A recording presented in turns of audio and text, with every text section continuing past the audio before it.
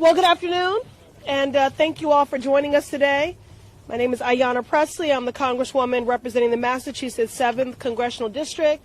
It is a great honor to stand here alongside Representatives Clyburn, Scanlon, and Omar, and certainly an honor to stand shoulder to shoulder with such a broad and diverse coalition of movement builders and justice seekers. The mass incarceration crisis is one of our country's greatest failures.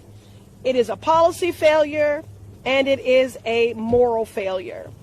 It's a shameful crisis that has ravaged our communities, destabilized our families, and inflicted generational trauma for far too long. Growing up with an incarcerated parent myself, I can only imagine how different my own childhood would have been if my father was able to get the help that he desperately needed.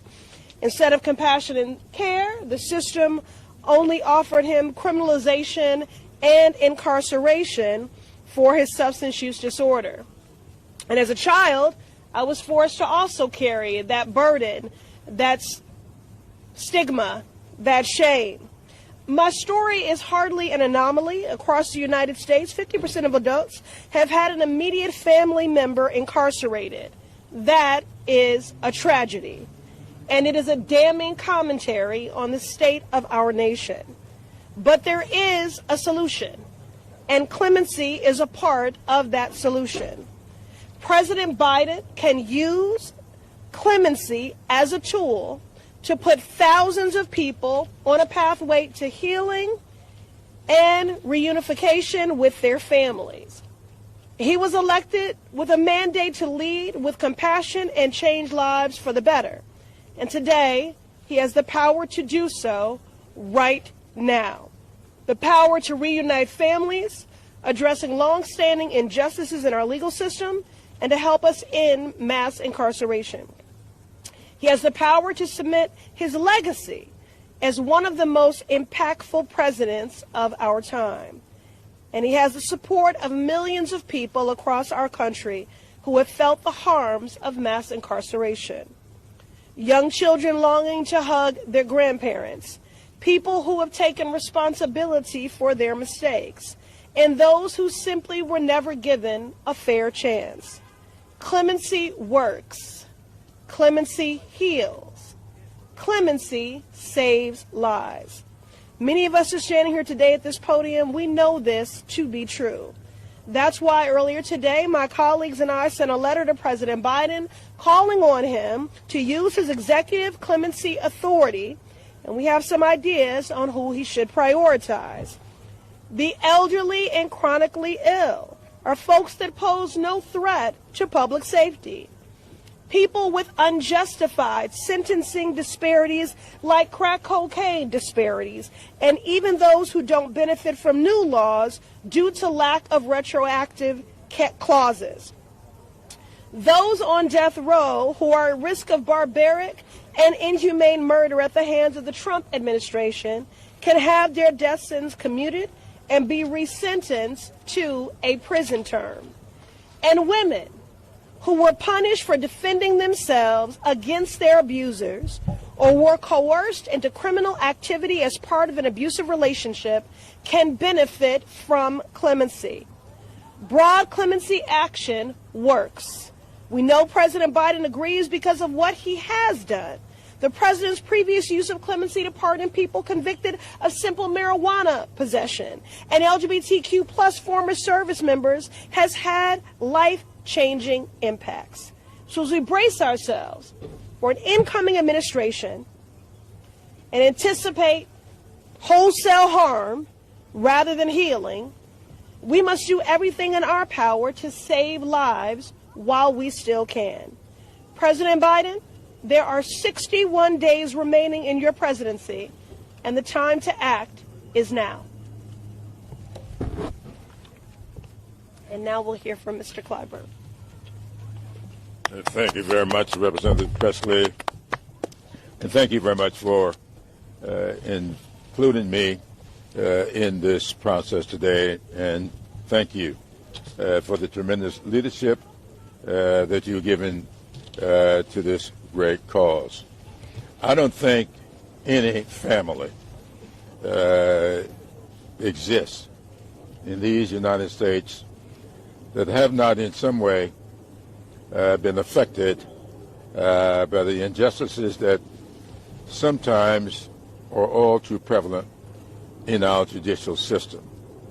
And one of those happens to deal with an issue that I don't particularly like to use the term of victimless crimes, but that is a fact, that so many people who are serving extensive sentences today are there because of crimes that have really no victims. And that, to me, is astonishing, and it's something that should be dealt with in a very positive way. We often use the phrase that all elections have consequences, and we tend to use that towards a negative. But the election of Joe Biden was a very positive consequence on this issue. And he's already demonstrated that, as Representative Pressley mentioned earlier, when he used his clemency powers to address the injustices that existed in our drug laws and those penalties. We're here today to ask him to take another step in that direction and to demonstrate once again a very positive consequence of his having been elected our 46th president, and to carry out his clemency powers in a very positive way. All of us are familiar with Martin Luther King Jr.'s admonition, which he really borrowed from a preceding philosopher, that the arc of the moral universe is long, but it bends toward justice. This issue is a long-standing issue. It's been around for several decades. It's time for us to really do something to demonstrate that that long arc can, in fact, result in justice. And so I am joining today in asking President Biden, I think he's got about 60 days left in his presidency, to really step up on this issue and add what has already been a very positive impact on this issue, do a little bit more before he leaves office. And with that, I'm pleased to present now, I suspect, Neil. Yeah, I think you're the next one up. Hey. Thank you, sir. Who's had a little bit of an experience with South Carolina. Yes, a little bit. North. How y'all doing? You know, I just want you to look to the left and the right and say we all have value. Can you do that? Look at the person left to the right and say, I see you. I see you. Thank you. My name is Neil Berry. I'm from New York. I represent an organization called Vocal, which is Voices of Community Activists and Leaders, and I'm part of the Center for Democracy. I'm sorry, I just get mixed up with these abbreviations. There's so many of them, but my apologies to that. I want to tell you when and how this started. In 1988, I was arrested in Brooklyn, New York, in a well-known black community, and the war on drugs was at its highlight. I was a warehouse. At that time, I was a stockbroker on Wall Street for 13 years. Never had been incarcerated. I went to college, got a financial job working as a black pioneer on Wall Street. In 1988, when I was incarcerated, I went to trial, and in trial, they found me guilty. Now, there was no way I wasn't even out there. We're not going to go into the trial. But because of that conviction, I lost my wife, who was my wife-to-be. I lost my family, my dignity. I lost my car. This is not a story that's new. Many of us could tell the same story coming out of the war on drugs. So I'm here today because there are many people behind me and in front of me who are facing the same predicament of mass incarceration. There's an economic thing to this too. At that time, I probably was high middle class. I lost everything. To say this, that now I probably got most of that back, but the process took 30 years. And in that process, I became an alcoholic. I became homeless. So you see, this is my story. It's one of truth.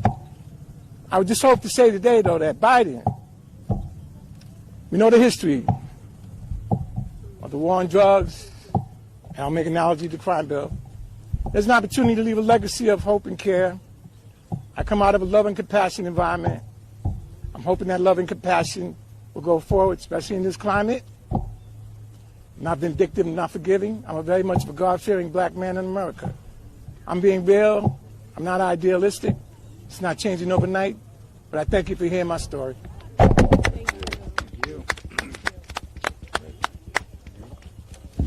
Good afternoon. I'm Mary Gay Scanlon, representative for Pennsylvania's 5th District, Philadelphia and suburbs. Thank you for being here, and I want to thank Representative Pressley and Clyburn and our colleagues for their partnership on this issue and for their leadership in advocating for those who are so marginalized, even as we approach the end of this Congress and this administration. Mass incarceration is a stain on the soul of our country. It has disproportionately impacted the most vulnerable Americans, destabilizing families and communities, and inflicting intergenerational trauma. We're talking about 2 million people locked up in jails and prisons across the country, with 1 in 2 adults having had an incarcerated family member, and hundreds of thousands of people who do not pose a significant threat to public safety being subjected to extraordinarily long and punitive sentences. So, whether you're concerned about the cost to our collective humanity or the cost to taxpayers' wallets, it's important that we strive to address this issue in a variety of ways. In the 116th Congress, we were able to pass the First Step Act to address mass incarceration, but that first step has not been followed with sufficient legislative second and third steps. So we're looking to the administration to take another step. Before coming to Congress, I had the privilege to participate in the Clemency Project of 2014, an effort led jointly by the Obama White House, the Department of Justice, and a host of groups across the ideological spectrum, from the Koch brothers to the Criminal Defense Bar to nonprofits. And the purpose was to grant relief to nonviolent offenders who'd been subjected to grossly disproportionate mandatory minimum sentences. In that project, we trained hundreds of private lawyers across the country and joined them in screening tens of thousands of case files and preparing clemency petitions on behalf of deserving individuals who met the rigorous criteria for consideration. Working with the Obama administration and the Department of Justice, we were successful in obtaining relief for almost 2,000 individuals. In representing those clients, we saw how harsh sentences for nonviolent, low-level offenders destroyed lives and families and communities, but we also saw how meaningful and restorative the promise of clemency and a second chance could be for those families and for those communities. So over-reliance on incarceration in our legal system has created a crisis. It's a moral crisis, a legal crisis, a mental health crisis, a financial crisis, and a public trust crisis. And across the country, people from all walks of lives and every end of the political and faith spectrum have recognized this crisis and are demanding change and relief. Because belief in the possibility of rehabilitation and redemption transcends our political and religious affiliations. It's a belief that binds us together as human beings and as Americans. So clemency is an important check and balance on the criminal legal system, one that has existed since our nation's founding as a tool to more fully administer justice. So we are urging that the President expand upon his previous use of clemency power, including pardoning people convicted of simple marijuana possession and those LGBTQ plus former service members. He understands the life-changing impact that the wielding of this power can have, and that's why we're here to support for furthering those efforts. We're asking the President to use the powerful tool at his disposal and take decisive action to address this national issue in the closing days of his administration, as so many of his predecessors have. So justice can't wait. Now is the time to bring awareness to the scarcity of second chances in our criminal legal system. It's the time to forcefully confront mass incarceration. Now is the time to acknowledge the power and promise of rehabilitation and redemption. And now is the time for President Biden to use his constitutional authority to make an important statement about the injustices in our criminal justice system. So I want to thank again my colleagues for their partnership. I look forward to our continued work to push for change to our criminal legal justice system and shift from a system focused on punishment to one that more truly embraces rehabilitation and redemption. And now I'm going to hand it off to Maria Garza of the People's Coalition. Yeah, thank you.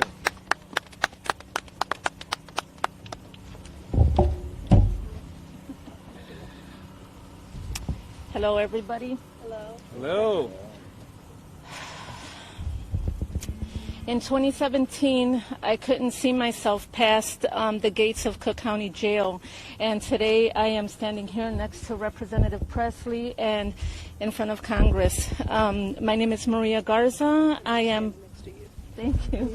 My name is Maria Garza. I am from Illinois. I am a criminal justice reform advocate, an activist, and a restorative justice practitioner. I am a woman, I'm a Latina, I'm a mother, I'm a daughter of my mother, and I am a daughter of God. Mm-hmm. I am the co-founder of an organization called Challenge to Change in Aurora, Illinois, which provides and offers comprehensive pre-release and post-release support to our community members that are reintegrating back into society after incarceration. I am also here with the People's Coalition for Safety and Freedom, a national coalition of grassroots organizations led by folks directly impacted by the criminal justice system. In my work, I meet people every day, people that I left behind once I was released. This work for me is personal. In 2018, after serving 6 years in pretrial status, I was convicted of calculated criminal drug conspiracy, trafficking, and possession. My mandatory minimum under Illinois truth and sentencing laws was 60 years at 75%. To somebody in my age, and I'm not going to say what that is,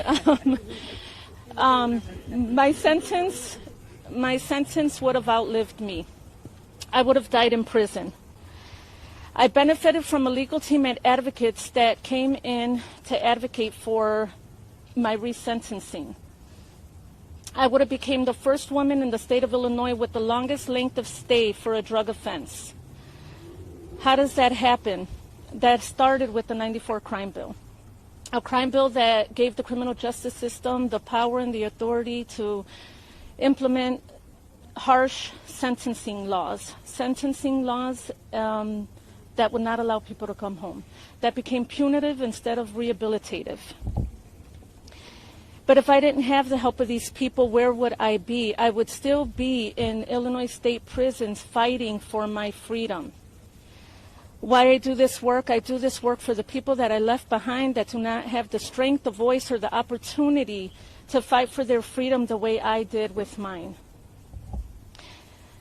Me serving 60 to 20 years could not possibly been rehabilitative. America has the highest number of people incarcerated. It is extremely clear that we are more focused on punishing people unnecessarily than building a more free and just society. These sentences do not only affect the individual, it also affects the people that we leave behind, our children, our communities. When you incarcerate one of our men, you disrupt the home. But when you incarcerate one of our women, you disrupt the home and the communities that we help build, that we forged together. This is the legacy of the '94 crime bill. President Biden, as the primary author and the founding father of the 1994 crime bill, you have the moral obligation to do everything within your power to right the wrong. 30 years wrong, 30 years too long of the '94 crime bill. We have tens of thousands that never got the same chance that I did. On the day of your birthday, President Biden, I ask that you please look at the clemencies that are sitting before you and that you use your executive power to please sign the release of those that have rehabilitated themselves, that do not have the opportunity and the advocacy that I had, and that you bring people home, beginning with Michelle West. Thank you. Thank you. Woo.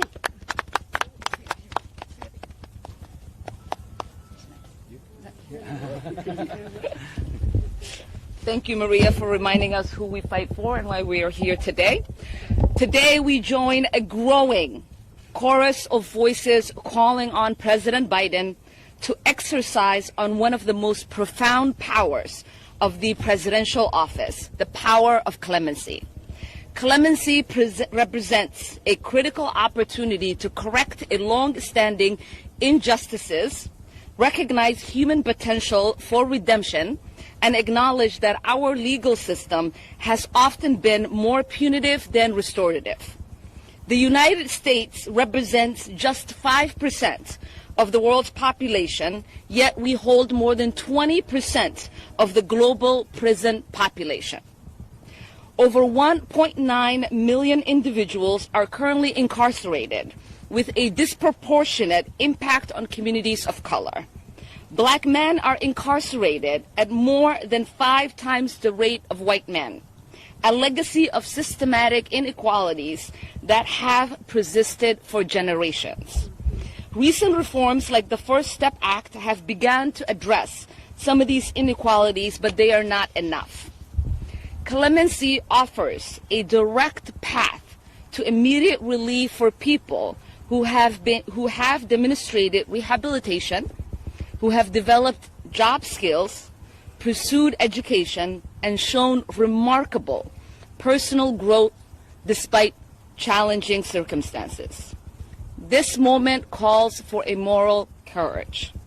This calls for recognizing that true justice is not just about punishment, but about giving people meaningful opportunities to contribute to their communities. President Biden has a real opportunity to make a difference. In these final days of his term, we are calling on him to act. Let's give people a second chance. Thank you. Yeah. And with that, I invite Jason Ortiz, Last Prison Project. Yes, thank you. It's always a pleasure. Hello, good afternoon, everyone. My name is Jason Ortiz, and I'm the Director of Strategic Initiatives for the Last Prisoner Project. We are the nation's most impactful nonprofit organization dedicated to helping those who are incarcerated for cannabis crimes achieve their freedom, get reunited with their families, and become productive members of our community again. We have helped hundreds of amazing people achieve freedom, yet there are still over 3,000 prisoners in federal prison for cannabis crimes. That's 3,000 people that are wasting away in cages for actions that are now legal in 24 states and legal right here in D.C. Sadly, as of today, President Biden has given freedom to more turkeys than he has to people. This is a gross injustice and an injustice that President Biden could correct with the stroke of a pen. A pen just like this could give hundreds of people their freedom and write history. These are real people, people like Edwin Ruiz. Edwin Ruiz was sentenced to 40 years for a nonviolent cannabis charge. 40 years. He's currently served 27 years for that charge, and will be serving another 13 years in federal prison unless President Biden acts. He has missed graduations, first loves, and so much more for his children. All for a mistake that is, again, now legal for multi-state corporations to make millions on a daily basis. People like Ismael Lira. Ismael Lira was sentenced to life in prison for a nonviolent cannabis charge. Life in prison for the same action that is now generating tax revenue for cities and states across the country. People like Jonathan Wall, who was sentenced to 10 years in federal prison for his first offense. And I am here today with his mother, Mitzi Wall, who has been advocating for his release for those entire 7 years.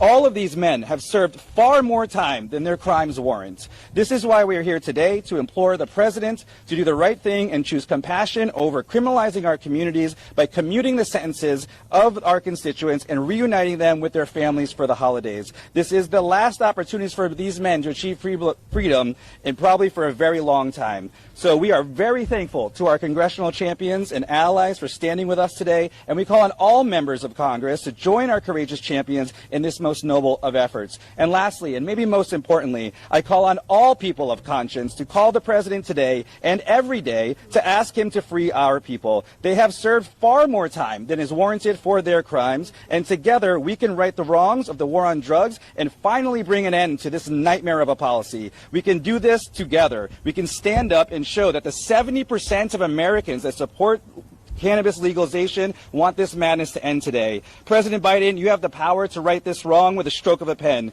Do the right thing, choose compassion over incarceration, and leave a legacy as a president that we can all be proud of. Thank you very much. Yeah. And Reverend Slaughter? Yes. Thank you, Jason and Representative Pressley, for your steadfast leadership in calling for repair of the harms caused by mass incarceration. To the other members of Congress who have joined us today in prayer, may God grant strength for the battle. I am Pastor Brandy Slaughter, and I joined the abolition movement during the federal killing spree in the first Trump administration. And I'm grateful to stand in partnership with you all today as a board member of Death Penalty Action.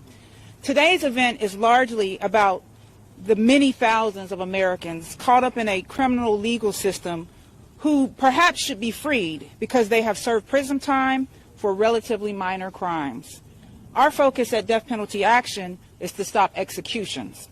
So I want to be clear that when it comes to our call to President Biden to commute the death sentences of those on the federal and military death rows, we're talking about people who must be held accountable to some very serious crimes. We're not talking about freeing such people.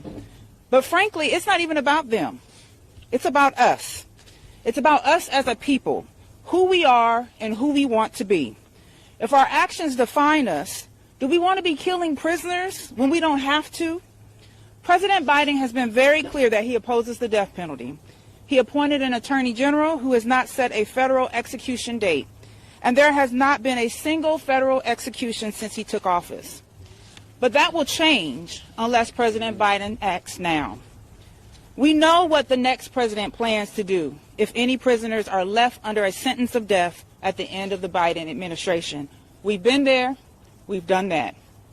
I stand with resolve, and on behalf of hundreds of organizations who join with our board chair, Reverend Sharon Risher, whose mother and two cousins were among the Emanuel 9, black Christians murdered by a white supremacist, who is among the 40 men on federal death row. It's not about them. It's about us. President Biden, please grant clemency to every prisoner facing a federal or military death sentence. And don't wait. Do it now. Clemency means mercy. And blessed are the merciful, for they shall receive mercy. Amen and ashe. Join me in welcoming our next speaker, Danielle Metz. Woo. Good afternoon. Good afternoon. Thank you, Congress, for having us today.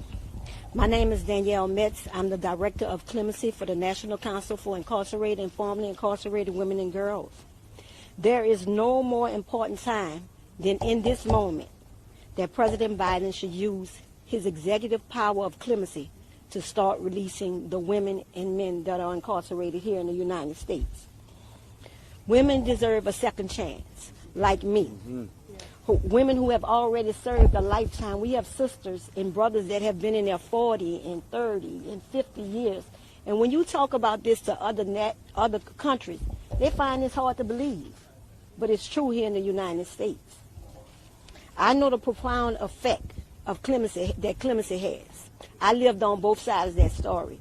At the age of 26, I was sentenced to 3 life sentences plus 20 years. And I served 23 years and 8 months. And President Obama granted me clemency. And since my second chance, I have not squandered. I have not stopped. I have not stopped marching. I have not stopped screaming. I have not stopped politicking. I have not advocated for the sisters and brothers that are still incarcerated. This can be changed, like they say, with just a pen. It can be changed. Excuse me. Wow. Okay. Every day I witness with the work that I do. Every day I witness the hope and dreams of the people that are still here, that are incarcerated. And although they're still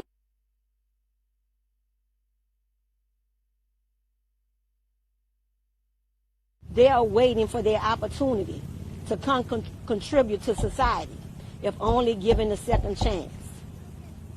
At the National Council, we advocate for women and men every single day. Since the day I was released from prison, I have not stopped, and I will not stop chanting, free her. Free her. Free her. Free her. Free her. It is hard to continue and live in a free society knowing that you was on the bunk with somebody for 24 years and to come out here and not advocate for them. They have women every day call me every day just to know that their names are alive. These women are not statistics. Their stories are not forgotten. And that's why we amplify their names and let them know they are loved and they are worthy and they are seen. We know they still exist. So today, being President Biden's birthday, 82nd birthday, I want to wish him a happy birthday, but I wish that you will grant the gift of freedom to those that are still behind, that are still wanting this opportunity. Thank you, and again, I pray that that opportunity is granted to those. Thank you. Thank you.